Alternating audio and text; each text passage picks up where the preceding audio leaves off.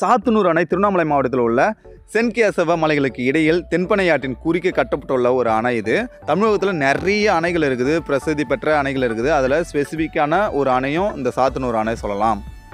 இந்த டேம் திருவண்ணாமலை மாவட்டத்தில் இருக்குது. அது மட்டும் இல்லாமல் திருவண்ணாமலையிலேருந்து 30 கிலோமீட்டர் தொலைவில் தான் இந்த அணை இருக்குது. இது 1958 அந்த டைமில் வந்து ஆட்சி செய்த கர்ம வீரர் காமராஜர் அவர்களால் தான் இந்த அணை கட்டப்பட்டது.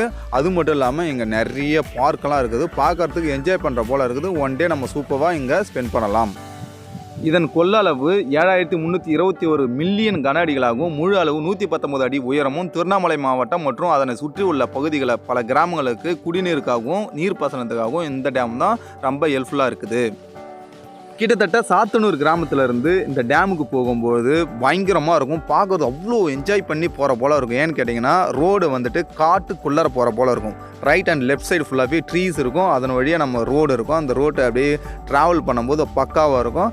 அதுக்கடுத்து நம்ம அந்த ஃபாரஸ்ட்டு எல்லாத்தையும் கடந்து போன பிறகு மலைகள் இருக்கும். அந்த மலைகள் பக்கத்துலேயே இந்த டேம் இருக்கும். அதோடைய விஷுவலே வேறு லெவலில் இருக்கும். ஆல்மோஸ்ட் நாங்கள் ரீச் ஆகிட்டோம். ரீச் ஆன பிறகு நாங்கள் வந்து பார்க்கெல்லாம் போகலை. அதுக்கப்புறம் முதலை பண்ணலாம் இருக்குது, அதுக்கெல்லாம் நாங்கள் போகவே இல்லை. டெத் ஹெண்டுன்னு சொல்லுவாங்க, அந்த ஏரியாவுக்கு போயிட்டோம். அங்கேருந்து நான் கவர் பண்ணேன். பைக்கு ஸ்ட்ரைட்டாக எடுத்துகிட்டு போயிட்டேன். எடுத்துகிட்டு போகும்போது அங்கே அந்த ஹைட்லேருந்து பார்க்கும்போது செம்மையாக இருந்தது. பார்க்கறதுக்கு அவ்வளோ சூப்பராக இருந்தது. அந்த தண்ணியும் வந்துட்டு கிளியராக இருந்தது, ப்ளூயிஷாக இருந்தது, பார்க்கறதுக்கு செம்மையாக இருந்தது பார்க்கறதுக்கு. அதுக்கடுத்து நம்ம எதாக இருந்தாலும் பார்த்துக்கலாம் அப்படின்னு சொல்லிட்டு. ஏன்னா அங்கே வந்து ஒரு சில டைமில் வந்து நம்மளை அலோவ் பண்ண மாட்டாங்க. அவங்ககிட்ட பர்மிஷன் வாங்கிட்டு நம்ம வந்து ஷூட் பண்ணுறோம். இங்கே இருக்கிற கல்லெல்லாம் பாருங்களேன், இந்த தண்ணி போகும்போது வேறு லெவலில் இருந்தது.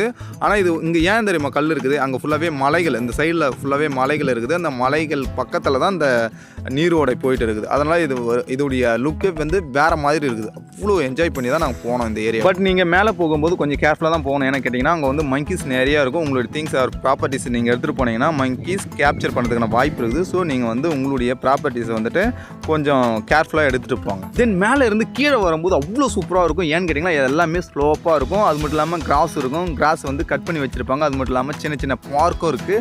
அதுக்கப்புறம் பெரிய பெரிய லெவலில் கிராஸும் இருக்குது. அதுக்கப்புறம் வந்து வியூ டவர்னு சொல்லிட்டு அந்த ஸ்டெப்ஸ் வச்சுருப்பாங்க, அழகாக ரோலிங் பண்ணுற போல் அதுவும் இருக்குது. அங்கேருந்து நீங்கள் அந்த வியூஸ் ஃபுல்லாகவே பார்க்கலாம். அவ்வளோ சூப்பராக இருக்கும். அது மட்டும் இல்லாமல் 2002 ஆர் 2003 நினைக்கிறேன். அந்த டைமில் நான் வந்து 7th 8th என்னமோ படிக்கிறேன். அந்த டைமில் நான் ஃபஸ்ட் டைம் இந்த டேமுக்கு வந்தேன். அந்த டைமில் வந்து எங்கள் அப்பா வந்து அங்கே பக்கத்தில் இருக்கிற வீரணம் அப்படின்ற ஒரு சின்ன கிராமத்தில் ஒர்க் பண்ணியிருந்தார். அந்த டைமில் நான் வந்து ஃபஸ்ட் டைம் இது போல் பிளேஸுக்கு போகிறேன். போகும்போது அங்கே கேசரினா ட்ரீ நிறையா இருக்கும், ரோடுக்கு பக்கத்துலேயே இருக்கும். அதை வந்து சிசரை வச்சு கட் பண்ணியிருப்பாங்க. அழகாக இருக்கும். அது ஹைட் வளராத அளவுக்கு அப்படியே இருக்கும். அப்போ பார்த்ததும் இப்போ பார்க்குறதும் அதே போல் இருக்குது. ஆனால் அந்த ஸ்டெம்ஸ் மட்டும்தான் கொஞ்சம் லைட்டாக கொஞ்சம் பெருத்து இருக்குது. மற்றபடி எந்த ஒரு வித்தியாசமும் இல்லை.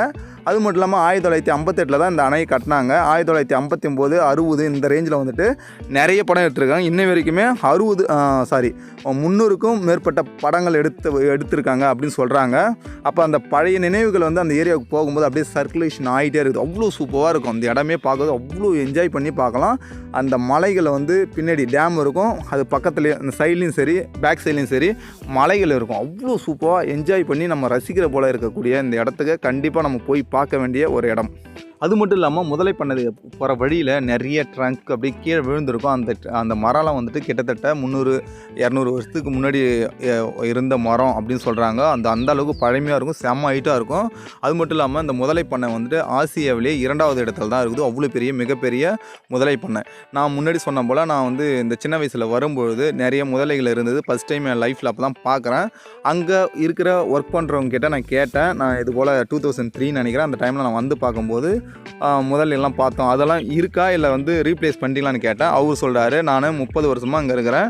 அந்த முதலைகளை வந்து இங்கே பண்ணை இது பண்ணுறாங்களாம். இந்த இடத்துல வந்து ஹச் பண்ணுறாங்களாம். முதலுடைய முட்டையெல்லாம் வந்து இங்கே ஹச் பண்ணி ரீப்ளேஸ் பண்ணுவாங்களாம். ஆனால் அந்த பழமையான முதலைகளை வந்து இந்த இடத்துல இருக்குது அப்படின்னு சொல்கிறாங்க. ஒரு முதலை வந்து சராசரியாக 300 வருஷத்துக்கு மேலே வாழும். அப்போ நம்ம கிட்டத்தட்ட 30 வருஷமே தாண்டலை. அப்போ அந்த முதலைகளை வந்து இன்னமும் இங்கே தான் இருக்குது அப்படின்ற போல நான் கேள்விப்பட்டேன். ஆனால் எந்த முதலைன்னு சொல்லிட்டு நம்மளால் ஐடென்டிஃபை பண்ண முடியாது. பட் இந்த இடத்துல வந்து வேறு லெவலில் இருக்கும். நம்மளுடைய பேபிஸ் வந்து இங்கே வந்து கூப்பிட்டு போனால் செம்மையாக என்ஜாய் பண்ணுவாங்க. ஆனால் நம்ம வந்து அவங்ககிட்ட பர்மிஷன் கேட்டு தான் நம்ம வீடியோ ஷூட் பண்ணணும்.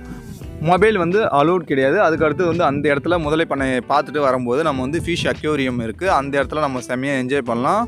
அதுக்கப்புறம் வந்துட்டு நிறைய பிளேசஸ் சின்ன சின்ன பார்க் இருக்கும், விளையாடுறதுக்கான நிறைய இடம் இருக்குது, செம்மையாக என்ஜாய் பண்ணலாம். அதுக்கப்புறம் வந்து லவ் பேர்ட்ஸு கேஜுக்குள்ளார இருக்கும், அதையும் நம்ம பார்த்து ரசிக்கலாம். செம்மையாக இருக்குது, நிறைய பேர்ட்ஸ் எல்லாம் இருக்கும், பார்க்குறது சூப்பராக இருக்கும், பார்க்குறதுக்கு சூப்பராக இருக்கும் பார்க்கவே.